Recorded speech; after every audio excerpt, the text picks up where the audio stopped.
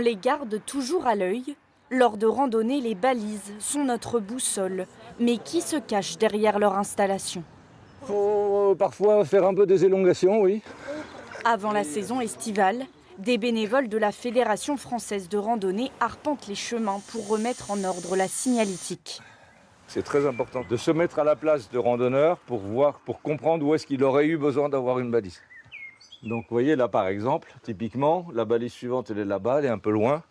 La personne elle arrive de là, donc il a besoin d'un renseignement ici. Les balises cassées sont remplacées, d'autres simplement nettoyées. Dans les milieux semi-urbains comme ça, nos balises elles souffrent beaucoup plus que dans la nature. Les 3 bénévoles font attention aux moindres détails. Ici, ce poteau a été arraché de son emplacement d'origine. Voilà. On est souvent 3, 4, parfois plus. Oui, voilà. C'est important d'être à plusieurs parce qu'on ne voit pas tous les mêmes choses, ni on n'a pas tous les mêmes envies, ni tous on passe à côté. Enfin, voilà. Oh, c'est la croix.